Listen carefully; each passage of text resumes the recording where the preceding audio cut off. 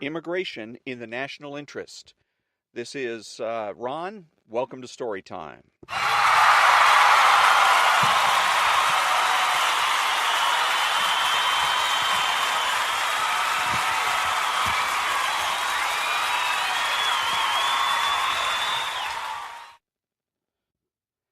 And this is Saturday, December 23rd, and I'm reading today from another issue of Imprimis, the October issue, Volume 46, Number 10, and Imprimis is a publication of Hillsdale College. Immigration in the National Interest was adapted from a speech delivered on September 18, 2017 in Washington, D.C. at Hillsdale College's 8th Annual Constitution Day celebration by the U.S. Senator from Arkansas, Tom Cotton. Last year, for the first time in our nation's history, the American people elected as president someone with no high government experience. Not a senator, not a congressman, not a governor, not a cabinet secretary, not a general. They did this, I believe, because they lost faith in both the competence and the intentions of our governing class, of both parties. Government now takes nearly half of every dollar we earn and bosses us around in every respect of life, yet can't deliver basic services well. Our working class, the forgotten man, to use the phrase favored by Ronald Reagan and FDR, has seen its wages stagnate, while the four richest counties in America are inside the Washington Beltway. The kids of the working class are those who chiefly fight over seemingly endless wars and police our streets, only to come in for criticism too often from the very elite who sleep under the blanket of security that they provide. Donald Trump understood these things, though I should add he didn't cause them. His victory was more effect than cause of our present discontents. The multiplying failures and arrogance of our governing class are what created the conditions for his victory. Immigration is probably the best example of this. President Trump deviated from Republican orthodoxy on several issues, but immigration was the defining issue in which he broke from the bipartisan conventional wisdom. For years, all Democrats and many Republicans have agreed on the outline of what's commonly called comprehensive immigration reform, which is Washington code for amnesty, mass immigration, and open borders in perpetuity. This approach was embodied most recently in the so-called Gang of Eight bill in 2013. It passed the Senate, but thankfully we killed it in the House, which I consider among my chief accomplishments in Congress so far. 2 members of the Gang of Eight ran for my party's nomination for president last year. Neither won a single statewide primary. Donald Trump denounced the bill, and he won the nomination. Likewise, Hillary Clinton campaigned not just for mass immigration, but also on a policy of no deportations of anyone ever who is illegally present in our country. She also accused her opponent of racism and xenophobia. Yet Donald Trump beat her by winning states that no Republican had won since the 1980s. Clearly, immigration was an issue of signal importance in the election. That's because immigration is more than just another issue. It touches upon fundamental questions of citizenship, community, and identity. For too long, a bipartisan, cosmopolitan elite has dismissed the people's legitimate concerns about these things and put its own interests above the national interest.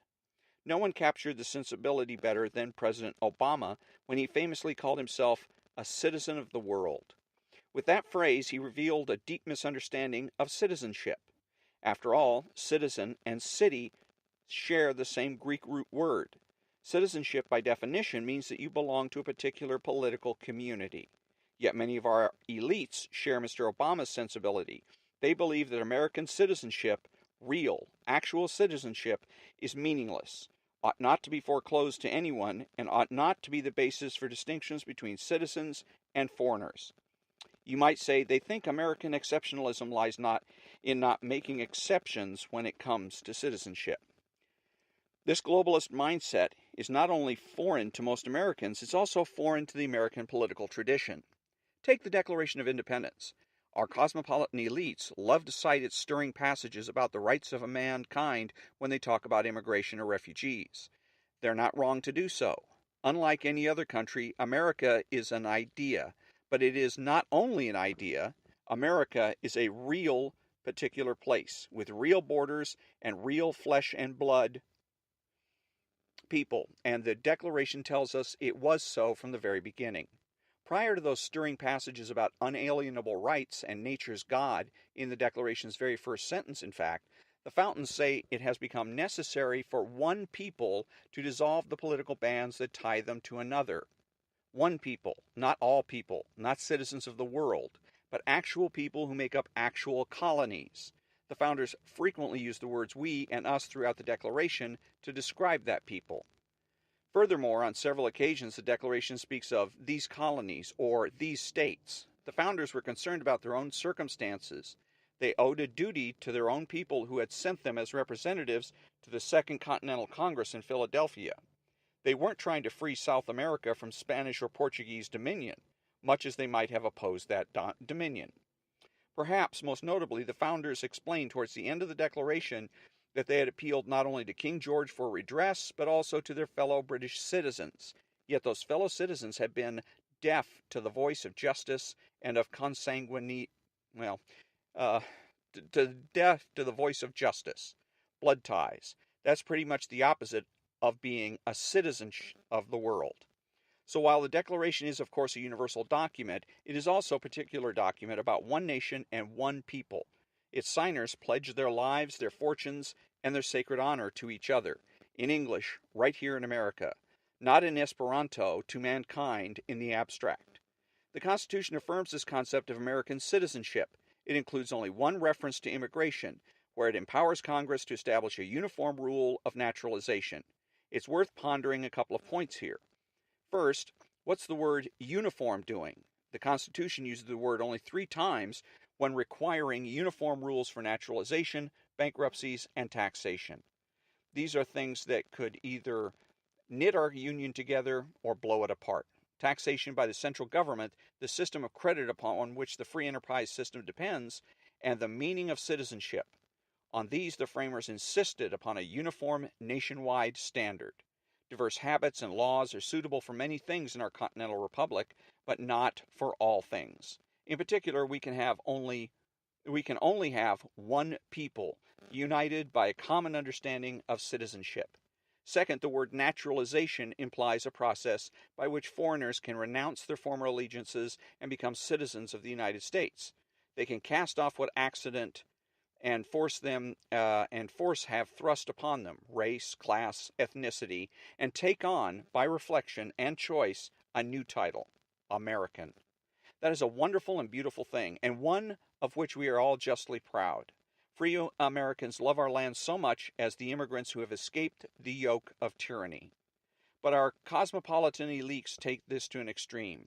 They think because anyone can become an American, we're morally obligated to treat everyone like an American. If you disagree, you're considered hard-hearted, bigoted, intolerant, xenophobic. So the only policies that aren't inherently un-American are those that effectively erase our borders and erase the distinction between citizen and foreigner. Don't erect barriers on the border. Give sanctuary cities a pass. Spare illegal immigrants from deportation. Allow American businesses to import as much cheap labor as they want. Anything less, the elites say, is a betrayal of our ideals. But that's wrong. Just because you can become an American doesn't mean you are an American. And it certainly doesn't mean we must treat you as an American, especially if you don't play by our rules. After all, in our unique brand of nationalism, which connects our people through our ideas, repudiating our law is kind of like renouncing your blood ties in the monarchical lands of old. And what law is more fundamental to a political community than who gets to become a citizen, under what conditions, and when? While we wish our fellow man well, it is only our fellow citizens to whom we have a duty and whose rights our government was created to protect. And among the highest obligations we owe to each other is to ensure that every working American can lead a dignified life. If you look across our history, I'd argue that's always been the purpose of our immigration system, to create conditions in which normal, hard-working Americans can thrive. Look no more than what James Madison said on the floor of the House of Representatives in 1790, when the very first Congress was debating our very first naturalization law. He said, "It is no doubt very desirable that we should hold out as many inducements as possible for the worthy part of mankind to come and settle amongst us and throw their fortunes into a common lot with ours." The worthy part, not the entire world, Madison continued. But why is this desirable? Not merely to swell the catalog of people, no, sir. It is to increase the wealth and strength of the community. To increase the wealth and strength of the community. That's quite a contrast to today's elite consensus. Our immigration system shouldn't exist to serve the interests of foreigners or wealthy Americans. No, it ought to benefit working Americans and serve the national interest. That's the purpose of immigration and the theme of the story of American immigration. And that's the end of part one of Immigration in the National Interest by Tom Cotton, U.S. Senator from Arkansas. He was elected to the U.S. Senate in 2014, following one term in the House of Representatives. He serves on the Banking Committee, Intelligence Committee, Armed Services Committee, graduated from Harvard College, and he studied political philosophy at the Claremont Graduate School and received his JD from Harvard Law School in 2002. In 2005, he was commissioned as a second lieutenant in the U.S. Army, rose to first lieutenant, and served deployments in Iraq with the 101st Airborne and in Afghanistan with a provincial reconstruction team. His military decorations include the Bronze Star Medal, Combat Infantry Badge, and Ranger Tab. And so the part two of this is going to be tomorrow, Christmas Eve, December 24th. And until then, thank you very much for joining me, and you have a great day.